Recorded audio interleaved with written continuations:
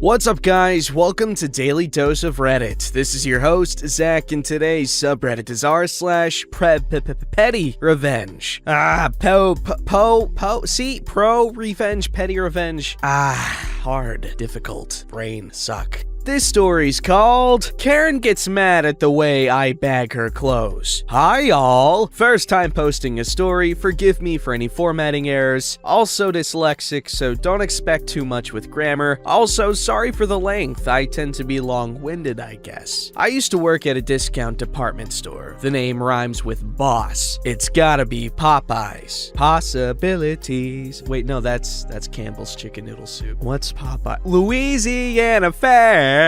Sorry. If you're unfamiliar, we buy the clothes from the big stores that don't sell, and we sell it for a fraction of the price. We actually had some decent stuff with price close to thrift store. The thing is, they make their money by understaffing and hoping to sell high volume. As we were understaffed, we didn't do the fancy folding and boxing that you might see at a Macy's. Just normal plastic bag like a grocery store. This story begins during the holidays when all retail is a nightmare. I was cashier and trying as hard as I could to get people through the long line, having worked 8 hours with no breaks. Remember, understaffed. When this woman takes a giant cartload of clothes, think 3-foot pile of clothes, and throws it on the counter. I'm trying to untangle this giant mess she made and scanning her items in. When I ask if they found everything all right, she cuts me off and says, "Can we hurry this up? I've got important things to take care of and I don't have all day to be here." Now, it was 10:30 p.m., 22:30 for you across the pond, on a Tuesday, so I can't imagine what big time events she was planning at being at. Then she looks down and practically screams, "What the F, you oaf? You're going to ruin everything. Take everything out of the bag and fold them nice." Now, a couple of things here. I'm a big dude. At the time, I was 19 and only working there because I lost my college football scholarship for D-line due to injury. Thanks, 6'4", 330 pounds, could run the 40-meter dash in 5 seconds, so not a flabby 330. Also, when I put clothes in the bag, I was a bit nicer than my coworkers. I tended to do the half-loose fold and set them in the bag. Nothing fancy, but trying not to seem aggressive. Again, big dude, so it's easy for people to assume aggressive. I was completely thrown off when she yelled. At this point, I dealt with annoying people, but not a full Karen. I've generally always been able to keep composure, so I took a deep breath and calmly told her, "I'm sorry, ma'am, but we don't do folding here. That tends to be more of a Macy's thing. I'm trying to be respectful of your purchase, though, I promise." Still unhappy, she then utters the song of her people. "I want to talk to your manager. I don't like your attitude." Luckily, I had my favorite shift on duty that night, who I had to call over, which sucked with this giant line of people backing up. She came over and told the lady the same thing, that we don't fold clothes here, and we try to be careful. Karen then wants my job for ruining her clothes and a discount for having to deal with this crap. My manager just tells her she does not see anything wrong, but she'll go over to CCTV later, her way of getting rid of them. I then give her the total and she pays, complaining the whole time. She then takes the bags and dumps them back on the counter, looks right at me, and starts folding her clothes neatly one by one. At this point, I was done. I was so tired and annoyed, but there was nothing I could do. She just stood there and folded each thing. Remember, she had a 3-foot pile worth of clothes. After 10 minutes of my manager and I trying to get her to leave and her not letting up, touch her clothes without her slapping our hands away, and yelling at other customers who tried working around her, she was done and left. Here comes the petty revenge. Emphasis on the petty. About a week later, she comes in again with another, slightly smaller pile of clothes. She plops her clothes down and says, "I hope you learn to fold clothes." This automatically puts me on edge. I look at her, take her stuff, scan it all through, and shove it all in one bag as one giant mass, set it on the counter. This time, she grabs it, calls me a few choice words, and leaves. I then send a message to all my coworkers about her and that they should do the same. A few weeks later, and I see her go through another line, and my coworker shoves all her stuff in a bag. This kept up every time she came in, and every time I'd see her get huffy and walk off. I know it's not some big amazing payoff, but to know that every time she came in, she would leave annoyed with her bagging. She still yelled at us all for anything and everything, but we always had that nice little F you as she left. Again, sorry about the length, but it's nice having a place to put this story. Ah yes, an endless form of petty revenge. That is always nice to see. She made her mistake and she's gonna pay for it for the rest of her life, and even beyond that. I'm sure we will find a way. Alright, this story's called Once She Moves Out of the Way, Grab Them! I ran to the store to get a few things on my lunch break today. I didn't have much time, but I still respect the protocols of the store, going down the aisles the proper way, social distancing, etc. A woman in the store kept going the wrong way down the aisles with her husband. She kept getting in the way of me and my boys and kept saying, "Can you move?" every single time. I can't stress enough that even with huge arrows, she kept specifically making it out like it was my mission to get in her way. I politely moved each time, and being an anxious person, even said sorry once or twice. Well, I get to the baking aisle and I see my friend again. Again, going the wrong way. Again, telling me to get out of her way. This time was special though. You see, this time, she tells her husband, referring to sauces, "Oh, they have a caramel and a dark chocolate left. Once she moves out of the way, grab them." They had one left of each. Did I know they existed before? No. Did I grab the last ones and also grab the chocolate caramel last, just in case? Absolutely.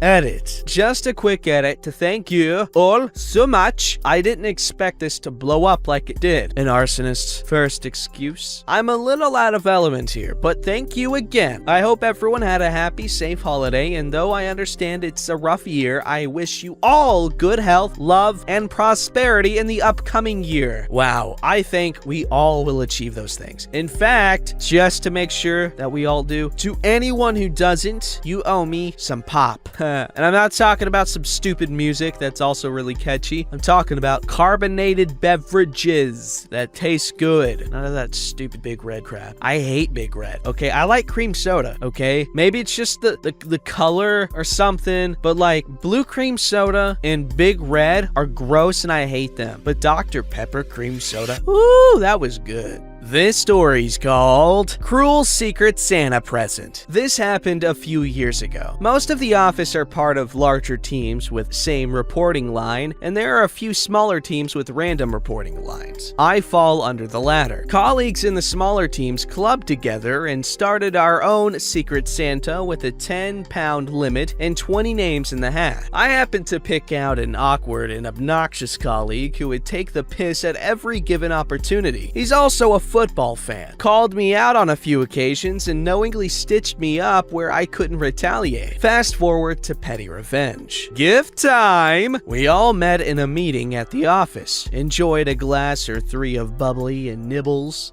Oh my god, ew. All the gifts were handed out, and I sat opposite the obnoxious one. He insists gifts should be opened in order of those sat on his side of the table. He would be the third one to open his gift. As he gleefully started to open his gift, I had to avoid eye contact in order of giving away the game. The delight in his eyes soon vanished and replaced with horror and anguish as he held in his hands an Arsenal Football Club calendar, year annual, and a mug. As others laughed, he sullenly stood up and walked out of the room, crestfallen with his tail between his legs. He happens to support Tottenham Hotspurs. Oh my god. North London rivals of Arsenal. Woo! Go Sports! Yes, I know this was cruel, but it's a mere smidge compared to his shenanigans. The following year, he opted out of Secret Santa. Edit. Oh, wow! Thank you so much for the awards.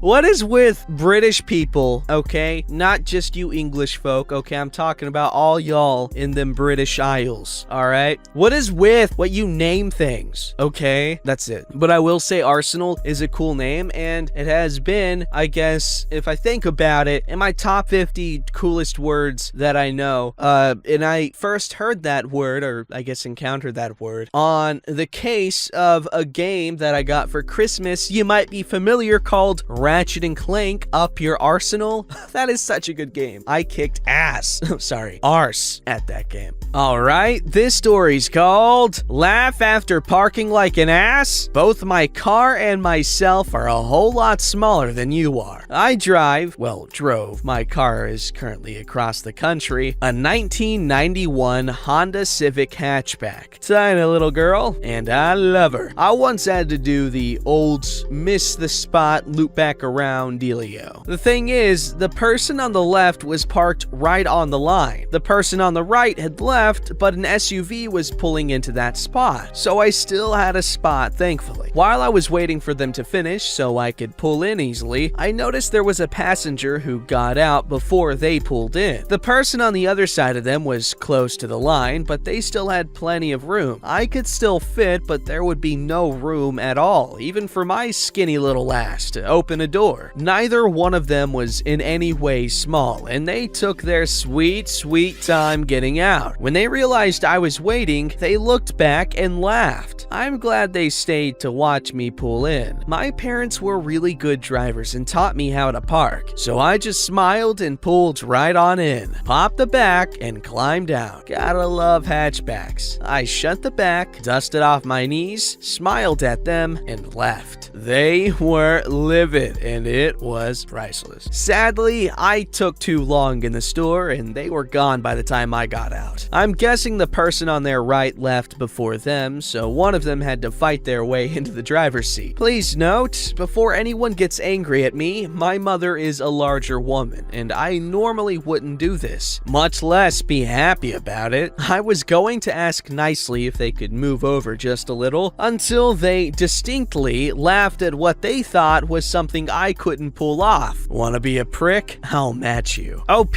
glorious, flawless, perfectly executed petty revenge. You sure showed them. Alright, this story's called You Wanna Keep Us Up All Night? Okay, but this is a repost, but today is Jeff's 61st birthday, and I wrote this to send to some friends. It was pretty popular the last time. Jeff and I were spending a Saturday night at the Shepherd Mountain Inn in Arcadia, Missouri, I'm assuming. We'd had dinner and a couple of drinks at Bailey Joe's Barbecue, the great barbecue place next door, and we're going to bed early. We'd had a few days of great riding in Moar, Missouri, and Arkansas. Ayo, I was right. And we're planning on getting up around 5 a.m. to get a good start on the 250-mile ride home the next day. One problem, though. There was a wedding party staying at this dive motel. It was pouring rain, and they were right outside of our window under the overhang, partying like it was 1999. I don't blame them. It's a wedding on Saturday night. We left them be. But this went on for hours, and about 1:30 a.m. I stepped outside and asked them if they would move down a few rooms as we were getting up early. They politely agreed. But in fact, they did not move, and the party finally petered out around 3 a.m. Did I mention we were getting up at 5? Whatever. Into each life, some rain must fall. So Jeff doesn't set an alarm. He just wakes up and showers. At 5 a.m., he shakes me awake and says, "Time to get up." That is literally all he said. I start to get up, and all of a sudden, there is a massive pounding on the wall from the room next door. "Keep it down in there!" From, you guessed it, the revelers from last night. I looked at Jeff, and Jeff looked at me. It was on! We quietly got ready, got all our gear on, loaded the bikes, and went outside. We then rolled our bikes right to where the exhaust pipes were touching the door of our new friends. Jeff fired up his Harley and I fired up my Yamaha. We proceeded to rev the motors rather unjudiciously for a bit. Then I went back into the room, turned the TV on full blast, locked the door, and off we went. When we stopped for gas a few miles later, Jeff and I exchanged a smirk, and Jeff said something intended for the revelers that stuck with me ever since. Don't try to out-butthole me. I'm better than you at it. Edit. We were on the end room of a one-story motel. Revelers were next door. I think most of the rest of the people staying there were wedding guests also, but can't be sure. Collateral damage, I guess. Freaking rednecks. Oh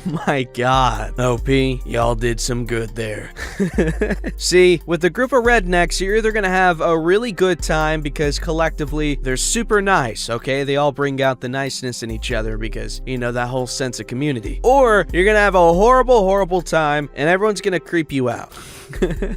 Alright, this story's called I Keep a Door Locked at Work. Okay, so this isn't necessarily bad, but I do get a kick out of it and a little bit of petty satisfaction. There are like 6 doors at the entrance of the building where I work security. I'm filling in for first shift, which means it's up to me to open the building up for everyone in the morning and just do various first shift tasks before everyone gets there. On my regular shift, all but one door is locked after public hours, and I get these drunk buttholes that work in the building trying to open every single door, while I am clearly trying to direct them towards the one that they have to open, which they should know since they've worked here for years. They do this almost every single night since the bars are right around the corner. Yes, even with Provid, no one in my city gives a single crap about it, unfortunately. Anyway, I used to love my job, but after going out of my way for the people in the building and still being belittled and treated like an idiot by a bunch of lawyers and accountants, I hate it. There are only 6 people max that stop and say hi and chat with me. One makes me brownies and cookies because she's a sweetheart. And I like watching the others run into the door.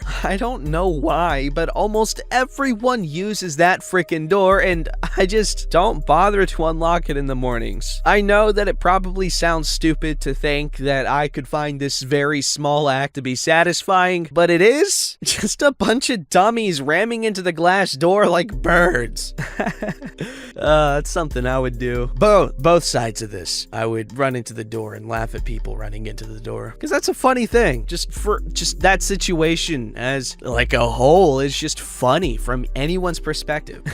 Alright, this story's called Mother and Daughter Don't Follow Social Distancing Rules. Ends up regretting it. This is a short story, so sorry. Also, not sure if it belongs here. I'm at my pharmacy getting some meds, and the lines are pretty long. Due to social distancing, we're trapped into the aisle. Here, I'm just trying my hardest to stay out of the aisle, but also be socially distant when 2 people walk up behind me and stand really close. No problem. I inch forward. They're still standing close. Now, it's important to note that I'm a fairly non-confrontational person, so I didn't want to speak up and say something. I'm just standing there hoping they'd read my mind or something. I don't know. They aren't moving any direction at all. I'm getting a little annoyed when all of a sudden